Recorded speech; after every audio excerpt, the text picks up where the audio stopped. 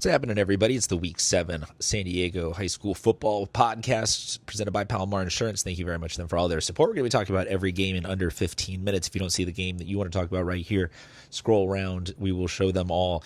Southwest EC and Holtville is the only Thursday night game. Holtville has the only kid with over 1,000 yards rushing in Enrique Armas. They will be a tough task for Southwest El Centro. Look for Holtville to continue there. And then maybe, I guess, do they start getting top 10 votes after that kind of a win?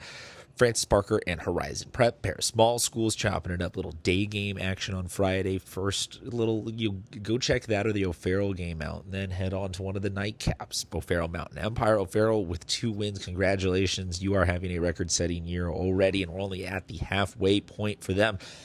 Mountain Empire is a tough test. Mountain Empire looking at one of their best seasons in recent history. Julian and Borrego Springs going to be a great showdown between those two schools. Otay Ranch and Sweetwater. Let's talk about that one. Otay Ranch gets a huge win against Olympian last week, and that was either battle of the O's, throw out the records, this one's just a fight, and that's a one-off, or that's Otay Ranch playing a tough schedule, figuring it out with a new coach, and they are asserting themselves now and about to go on a second-half run. Sweetwater, on the other hand, 3-3. This for them would be a great win to get them to a 4-3 that they can close out their season in a good spot. Chula Vista and Mater Dei. Catholic Mater Dei looking to claw themselves back after a tough start to the season, numerically speaking, but they played a really strong schedule. Chula Vista looking to play foil to that and get themselves to 2 wins. St. Joseph Academy, they are the in-section team, so we root for them over Cal Lutheran. Hoover and Crawford, it's a rivalry. It's like I said about the Battle of the O's, it's a throw out the records. This one's just a good showdown type of thing. These two schools are always reliable for one of those types of games, so I will be very interested there. But Hoover has shown some traces of some really excellent football this year, and if they can keep capitalizing on that, get themselves to 4-2, that's a great position to be in for playoff seeding. Point Loma, San Diego. San Diego takes their first loss of the season. And you never want to be a team the week after someone takes their first loss of the season, because that's a tough squad. That's a team that's going to come ready for blood. But Point Loma is also very, very good. So look for that to be one of the most entertaining games of the weekend. El Cap and Steel Canyon. El Cap 4-2, coming off of a championship run last year. They look like they are not really missing a beat. But Steel Canyon is something special this year. This is no longer look, they're 2-0 or something like this. Steel Canyon team is very, very good this year and making good plays and good decisions every single week. El Cap, though, is their toughest test that they've had in a couple of weeks. Santana and El Cajon Valley. Santana probably a little bit in the driver's seat on this one, but El Cajon Valley, they've got some pieces, they've got some traces that even if they don't win this one, look for them, if you can see a track record of some closer games, to be a playoff threat. Eastlake and Vista, don't let the records there fool you. This one will be a fun game to watch. Eastlake, if they could claw back into this, that potentially pick up a little steam into the second half with their winnable league schedule. Vista, they're going to play spoiler to somebody this season, so just don't get caught sleeping on them. Escondido Charter and La Jolla Country Day, pair of small schools, but Country Day coming off of a huge win against Bishops last year, where I would say that that one alone instills much more confidence in me in Country Day and the Tories. So look for them to be the favorite there. Claremont and Canyon Hills. Canyon Hills, I see with some of these teams, I've seen little bits and pieces. Canyon Hills, if they can get to 500 here and they can get 1 or 2 more wins, I'd look to them to get a favorable playoff seed. Claremont, they're playing with house money. It's in 5AA. They are playing tough schedules. They are another team that eventually the playoffs will get them to the right spot. La Jolla and Christian, I'm a Viking. You know that I root for the Vikings, but the Vikings need to take Christian seriously. They have a very good quarterback. They have a very good team. Christian has played a very tough schedule, so don't let that 1-4 fool you. Christian might end up 3-7, but be a CIF champion in the weightings because of the playoff system working the way it does now. Helix, Mount Miguel, and East County showdown, a more heated rivalry in more recent years. Mount Miguel looking to get themselves back on track into that top 10 conversation with a win there. Valhalla and Grossmont. Valhalla has not performed in terms of the win-losses the way that they have wanted to this season, given the talent level they have. Grossmont has absolutely performed well with their front 7 on defense, but I think this is one where, if Valhalla, again, again, Valhalla is going to be a couple divisions lower than Grossmont in the playoffs. But if Valhalla can show some pieces and figure something out and learn from some losses, it still makes them dangerous. That's the great part about the new playoff seeding is nobody's ever really in it or out of it. Everyone's just kind of like, hey, you got to play your best ball and you got to move forward every week. Kearney and Morse, it would be big for Morse to get back to 500 here, but Kearney seems like they've got a little bit of momentum going right now. Foothills Christian and Calipatria. Foothills Christian, look, one of these is going to be the historic first 11-man win. Which one it's going to be, I don't know, but we're all watching.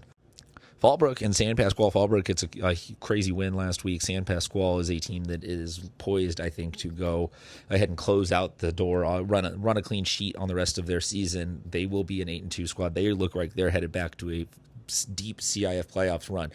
Monte Vista and West Hills, a little battle here for West Hills now entering into that territory of like they got to play spoiler for somebody. Monte Vista trying to pick up some steam into the second half of the season, get themselves on a playoff roll. Again, Palo Verde Valley and Cibola. Palo Verde Valley, they need they're one of those teams that is going to benefit from the playoff system, but they need to get every single win that they can, potentially. Mount Carmel and Ramona. Mount Carmel has slipped 3-3, but don't let that fool you. The talent is absolutely there. They will be one to closely watch of, are they going to be like a 12 or a 10 seed in one division, or are they going to be a 3 or a 5 seed in another division? It's not entirely up to that. Like, they can control their own destiny by getting wins, but it's also they're kind of just in that wash in the middle couple divisions. Ramona, on the other hand, is that, but maybe a little bit lower because of that win-loss. So look for every game there is going to be really, really impactful to watch. Poway and El Camino, two teams that are getting still top 10 votes despite being 2-3. So very interested to watch there. Now that at some point you got to start getting the wins. Imperial and Central, man, I have long maintained this season that Imperial is a fantastic team. This will be their toughest test of the season. Central is a very good squad. This will be their toughest test of the season. I love that this is happening in week 7. Both these teams have had some time to build up a little bit of momentum and identity. Man, go check that one out or watch it on the Valley Sports Network feed. Rock Academy and Victory Christian Academy. Rock Academy has got a very good offense, and if they can keep scoring 40-plus a game, they will win a lot more to close out this season. Escondido and Valley Center, two squads that have some really talented players on them that have just played some really tough seasons. So look for either one of them to get a much-needed win, not in terms only of momentum, but also in terms of playoff seeding. University City and Brawley. UC is... they are one of the most productive offenses. They have a loss to a very good Mission Bay team. They are still an elite squad. Cathedral Catholic, go whoop that ass on De La Salle. Let's go. Roll Dawns. Last slate of games, Vincent Memorial and Coastal Academy. Oh, man. Vincent Memorial trying to play spoiler for someone. Coastal Academy, they look like they are the real deal this year. Saints and Madison, this game, not what it was the last couple of years, but is two teams that are going to, one of them is going to benefit greatly from a win here and head in the right direction. And look for this game in the next couple of years to get back to where it was, because these two teams are young. They are figuring it out in the varsity thing. And the win-losses, they're still playing really tough schedules. Patrick Henry, Mission Bay. Mission Bay's got one of the best offenses in San Diego County, and a very, very, I haven't talked at least enough. I don't know about as in the media, but I personally haven't talked enough about their defense being as successful as it is. Patrick Henry had some good, had some bad. They're going to have to play their best ball to hang in with this one.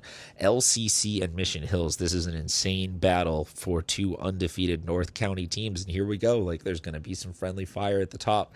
Pair of undefeated teams. Like, not that this entirely eliminates one or the other, but this puts one on the emergency alert watch from someone having to take a loss here. San Marcos and Oceanside. San Marcos, if they want to keep the pressure on the teams in the previously mentioned game, they need to win this one. Oceanside, they're kind of playing with house money, but they're also kind of looking for a chance to really turn it on this season. RBV and Mira Mesa, two teams that I don't know what we expected to them coming into this season, but for either of them to be sitting at 4 and something this year as above 500, like, that's a very good statement, and that'll, I think, be proof in the pudding that either one of the winner of this one has my nod in terms of playoff. Hey, look, I'm watching for them now. Maranatha Christian, Tri-City Christian. Maranatha is very good. Maranatha is trying to become elite. Look for them to continue to flex on this one. Warner and West Shores, look for Warner time to play spoiler. RB Del Norte. RB wants to keep the pressure on. I don't know mathematically what the exact scenario is for them to make open division, but the only way that I believe that they can do that is by going 10-0. So Del Norte looks to ruin that opportunity for them. Torrey Pines and Carlsbad. Carlsbad is there with Rancho Bernardo, Mission Hills, LCC, Cathedral up at that top, like undefeated group and in the driver's seat for an open team spot, but everyone's going to give them now their best shot. Finally, Army, Navy, and Santa Fe Christian. That's the Saturday game. So if you don't got anything else, go catch a little Saturday matinee there. It's a little noon kickoff. It's perfect. All right, that's everything. Thank you again to Palomar Insurance for all their support, and go check out a game.